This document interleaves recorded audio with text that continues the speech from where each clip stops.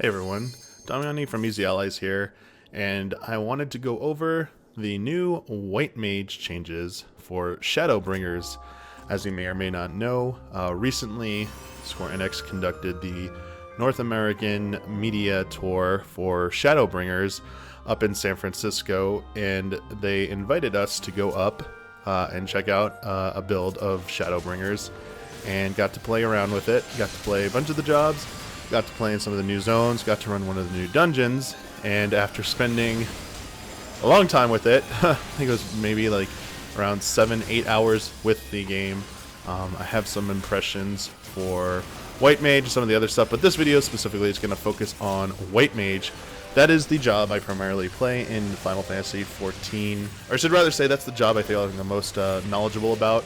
It's one I played extensively. I've done raiding with it for the last 2 expansions. I also played it heavily in A Realm Reborn, and I would consider it my best class, and obviously the one I know the most. So I'm going to go through some of the changes. I'm going to give you some impressions and thoughts on how I feel about it, and where I think it stands in terms of the healing meta / how it compares to the other 2 healers. You saw in the live letter, I want to start here, role actions with healers in general. We used to have 10 role actions, we're now down to 6. It is no longer customizable. You are going to unlock these role actions at certain levels, and then they're just available to you. Essentially, though, there are some important deletions here. It not only affects White Mage, it's going to affect all 3 healer classes. And the ones that are gone, unfortunately, are Cleric Stance, which after all the brouhaha initially last time about Cleric Stance changing from a literal stance that was up until you deactivated it, to just a cooldown that buffed your DPS temporarily, it is now gone. This also goes in line a little bit with some of the stuff that they said during the live letter about trying to revise healers to be more of pure healers with less emphasis on DPS. The other ability that has been removed is Largesse. That kind of healing potency buff is now gone. Eye for an Eye is also gone. So yeah, that's about the extent of the role action changes.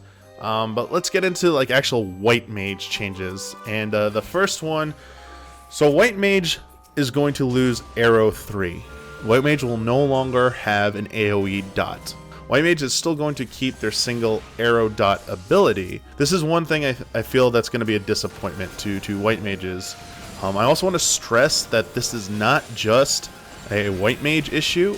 All 3 of the healers are losing DPS abilities in favor of gaining new healing abilities. And I wonder how it's going to be taken, because let's be honest, we got to play low-level PvE content, we got to play a low-level dungeon. That's by no stretch of the imagination enough to judge how it's really ultimately going to feel to play any of the healing classes, especially White Mage, in raid caliber content. And thus, I feel it's not going to be until sometime after launch that we could fully judge how all this really feels. But as it stands right now, as you're going to see through some of these changes, there is going to be less of an emphasis and less of opportunity to DPS, more opportunities to heal. It's just is the content, especially the harder content, Savage Raids and the Ultimate Fights, are they going to be more demanding of healers, and that we actually have to be raw healing a lot more? Or are we just sitting around doing it? I've seen other people say this, and I agree. If the damage output of the hardest content is roughly still the same as it is in Stormblood, there's going to be, I feel like healers are going to come out of this feeling a little disappointed and ultimately feel their jobs might be a little bit more boring to play. But we'll have to see. I think it's too early to make that judgment call. So yes, okay, so Arrow 3 is gone, but you still have your single dot ability. That has not gone away. The Lily Gauge has been completely reworked. Lily Gauge has drawn a lot of criticism from White Mage players. They never quite got it to a place where it felt super useful, and it now feels like it actually serves a good purpose, at least in my opinion.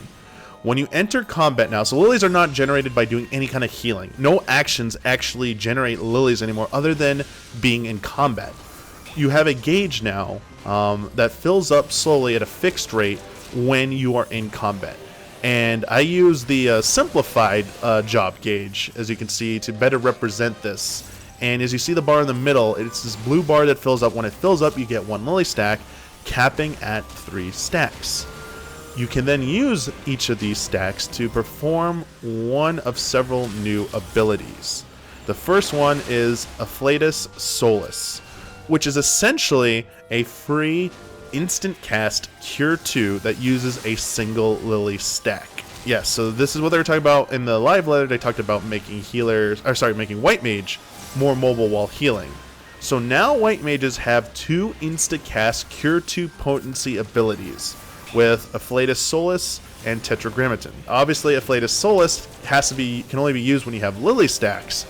It's not an OGCD. I need to make that clear. It actually, when used, it does work on the GCD system.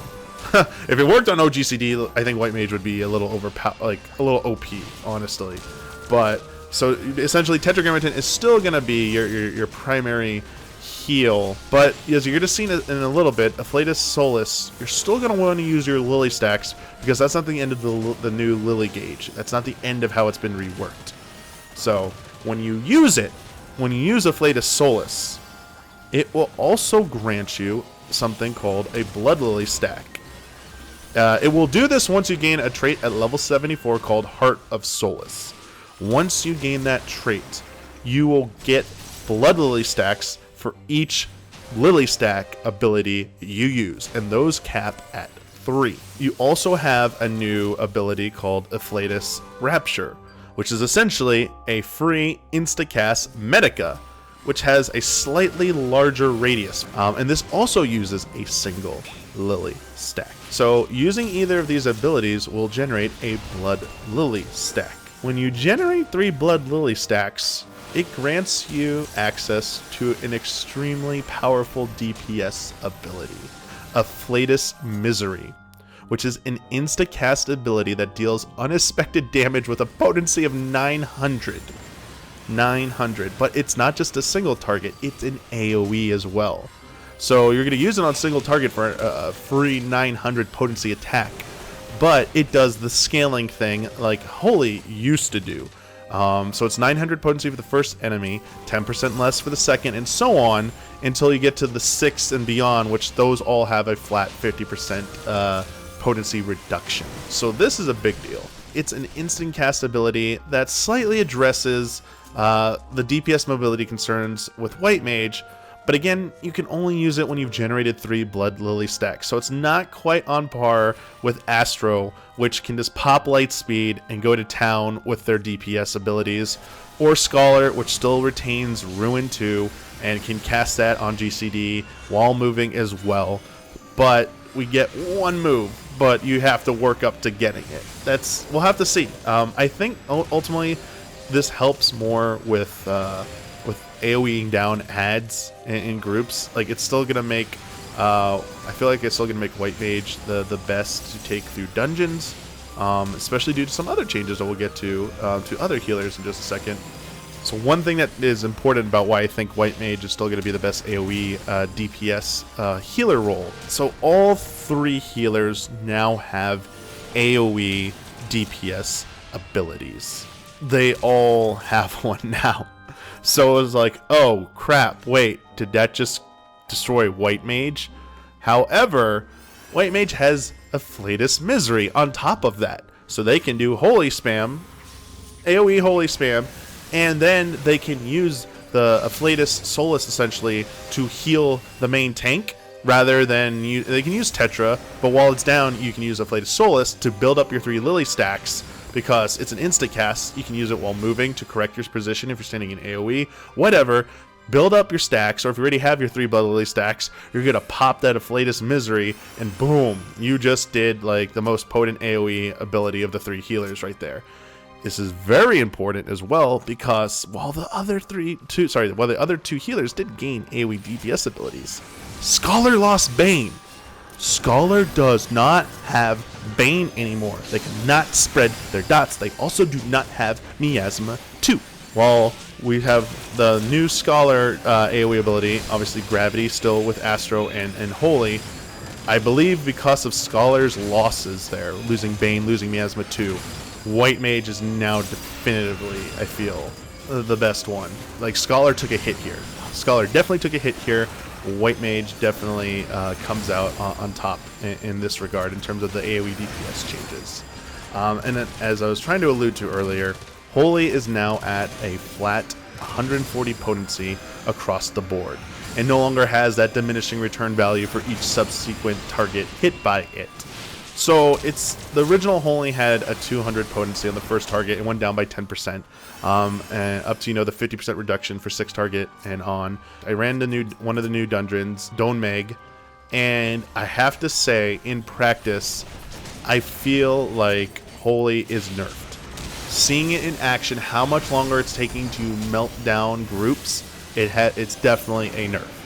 They're not melting as fast as I perceived them to have been destroyed in the previous dungeons from the previous expansions. I get it. Like Yoshi P did advise all of us during the live letter, during our present. We had basically the live letter was the same as a presentation we received at the beginning of the media event, and he just advised us that basically the damage calculation in the battle system is being redone and reworked, and that we shouldn't jump to conclusions about potencies being either higher or lower.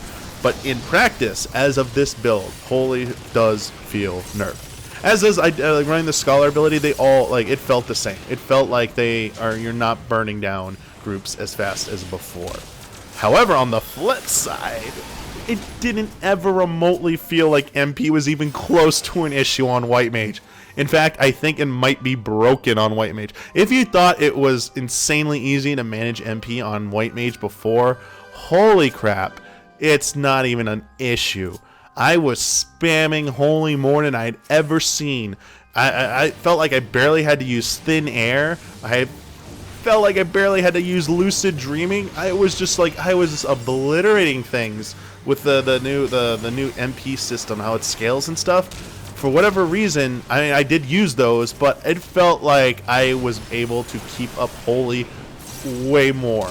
Keep doing it without even worrying about my MP bottoming out. It was insane. The other big new ability for White Mage is Temperance, aka White Mage gets wings and looks awesome move. This is the move you saw in the roll ability that everyone freaked out about. Everyone's wondering about it. There were all these rumors that came out, the supposed leaks that came out before the event. I am sad to report the coolest one was that White Mage basically got a AoE haste for everyone. It's not true.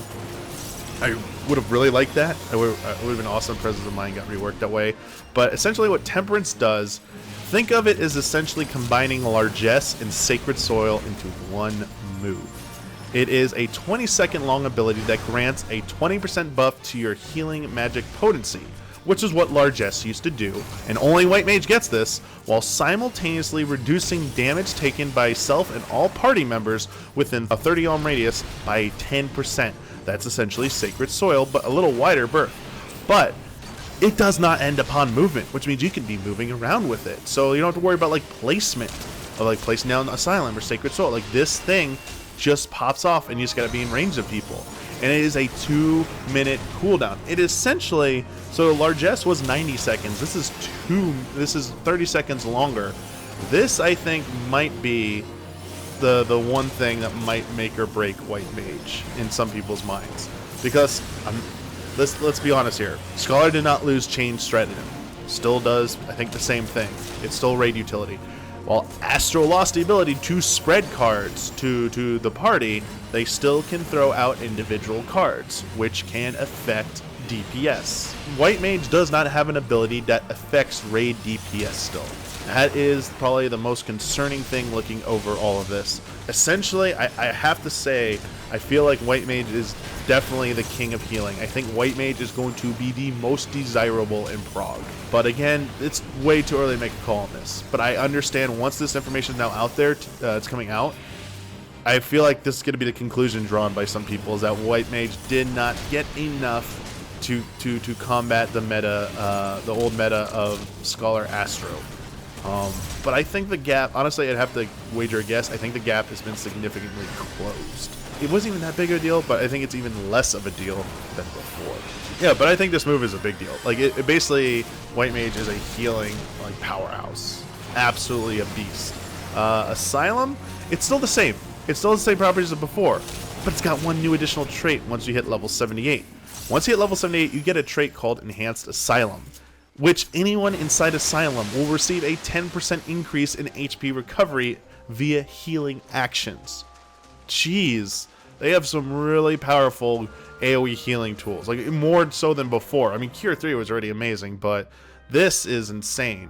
Anyway, let's go over some of like the DPS changes as well. So Stone 4 is eventually going to turn into a new move called Glare. And you know what? I gotta say, I love how it looks visually.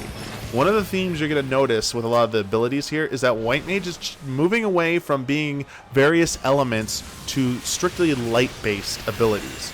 So it's really nice to see this change of scenery, because I was getting tired of seeing White Mage hurl rocks all the time. It was getting old. Same thing for your single target dot. Arrow will now become Dia. That's a spell name that should be very familiar to Final Fantasy veterans. So again, playing into this kind of like light-themed trope here, that all your skills and abilities are going to fall into that. The difference though, so like Glare is obviously like the step up from Stone 4, no extra properties to it, but Dia does come with a small change. It has a duration of 30 seconds, which is longer than Arrow 2's 18 seconds. It's even longer than Arrow 3, our old AoE dot that's gone, which was 24 seconds, I believe. You now have a really long dot. So you don't have to, it's a move designed to make you less frequently have to worry about re-upping your dot. How this plays into timing everything in terms of like that and optimizing DPS output is another story. We'll have to wait to see once more people get access to that and raid content. I love this light theme. I would be lying if I said I wasn't a bit sad White Mage is losing. It's kind of like elemental mastery theme. My character, obviously, you know, Korra, you know, master of elements, the avatar. Kind of going away from this, but you know what? I view this as becoming the avatar state. Sorry, I'm just dumping a little bit of my own headcanon lore in there. Regen had its potency upped, but its duration was cut down from 21 seconds to 18 seconds. So, yeah, it's a little bit more potent, and it lasts a little bit less. I think that's not too big of a deal. This next one, Medica 2, had its hot potency increased from 50 to 100. So basically it was doubled, but it had its duration cut in half. So that should still be the same math. Like, you're still getting the same heals from that, I believe. I guess having it tick longer, I don't know. Like, I did notice I was letting Medica 2 drop off, but I think this is going to ultimately help with overhealing. I think this actually is a change for the better, honestly. Divine Benison, this one, math people are going to have to do the change here once it comes out. It's still going to create a barrier that absorbs damage, but instead of absorbing damage that totaled 50% of the target's max HP, it's now going to absorb damage equivalent to a heal of 500 potency. It could be exactly the same, I'm not entirely sure, I'm sorry, I'm really bad at math, but that's what it is. It's still there. I think it's either going to be a change for the better or it's going to be the same. Hopefully it's not a change for the worse. It's the only one where, oh, it's still there. You know, I see the new, how they represent shields now. I saw the new yellow bar going up. Like, oh, I just don't have to worry about healing till that vanishes. That's pretty cool. Plenary Indulgence also had a decent rework. The Confession stack system is changing once again. So Medica, Medica 2, and Cure 3 will still grant a Confession stack to you or your party members if you receive healing, like actual healing when you're damaged, essentially. But you only get one Confession stack now. You cannot generate up to 3 stacks. And so once it's activated, once people have a stack, the potency for Plenary Indulgence is now fixed at 200. So it's slightly more than 1 stack, but it's also less than 2 stacks and well below the 4 stack potency. So it used to be 150 potency heal for 1 stack, 300 for 2, and 450 for 3 stacks. Also, the duration has been cut from 30 to 10 seconds. The potency drop isn't the end of the world to me. There were a few instances that I loved having 3 stacks of Plenary. I definitely did plan to use Plenary around 3 stacks in certain fights, but it wouldn't be so big of a change if not for the duration cut. It's going back closer to what it was originally, which I felt was very problematic because you had to use it very quickly. This is one I do hope they change back to 30 seconds, or at least increase it, because I feel like 10 seconds is too soon. Because you're going to do a heal, and then you got to like pop it again. it's essentially going to be, you're going to go back to having to pop it immediately. It's just going to be tacked on, and I worry that's going to lead, with all the other healing things you have, I wonder if it's going to lead to like too much overhealing. I'm not sure. You know, with all the other tools, I guess it's not the end of the world, but it is a decent rework there. It is a decent change, and I think it is it reduces a little bit of a more complex element, but I kind of liked it before. So this one, I don't think I'm too happy about this change. I would throw this in maybe the negative category. Cure 2 remains the same. It just doesn't generate Lily stacks. So if you're used to doing Cure 2 for Lily stack for whatever reason, it doesn't do it anymore. So just be aware of that. Fluid Aura. Those leaks were wrong. It's still around. It's become even more useless than before. It does not knock enemies back anymore. It simply is a bind. It still has the bind ability, but it's range. It can work from up to 25 yalms out. I just don't get why they don't delete it at this point. I wish it just did damage again. I just wanted it to do damage again. That's all I ask out of it. I will take, the knockback is, in most content, it's pretty much useless, the knockback. But removing its damage, and it stinks. And it seems like there's even less of a chance for them to go back on that, because the kind of belief system now that they're subscribing to is that healers shouldn't have as many DPS tools anymore.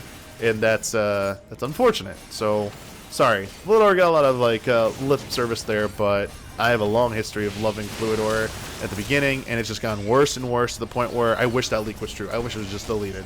Anyway, Raise, Presence of Mind, Swift Cast, Repose, Thin Air, Tetragrammaton, and Assize, they all remain unchanged. They are identical to their Stormblood counterparts. Those have not changed whatsoever. I feel they did improve White Mage overall. It did get some good improvements. From what I've seen, I do like the reworking of the Lily system, and it encourages you to use it because you're working up to your most potent DPS ability, one of the most potent DPS abilities in the game. It's just that there's still that concern about raid utility, because it cannot enhance raid DPS still, and that's I think that's the problem. I feel like that leaked move, the fake leak about a Presence of Mind AoE would have been perfect, honestly. Like a small duration haste that potentially, like, you know, that could have been something, or just anything on par with what Astro and Scholar have for their raid utility, and that didn't happen. So that's something that we're gonna have to figure out and see. But I do feel like the gap has been closed a little bit, at the very least a little bit, and I still think White Mage is gonna be excellent for prog. I just feel when it comes to the for those people going for speed kills, for those people going for the most optimal setup, I feel like White Mage might once again be left out, but again, it's too early to call. Plus, as you'll see from other people's video stuff, the Astro and Scholar are losing some tools as well. They are losing DPS abilities, so like the DPS gap is gonna be something to consider.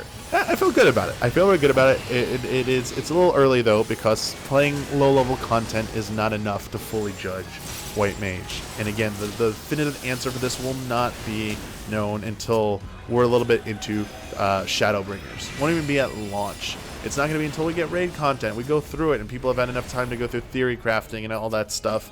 So yeah, it's a little premature to jump to any significant conclusions, but gut feeling is I feel pretty good about White Mage. I feel like it's got a good chance, and I feel like it was treated a little bit better than it was at the start of Stormblood. There you have it. Thank you for listening to that, and be sure to check out our other Final Fantasy XIV coverage here on Easy Allies.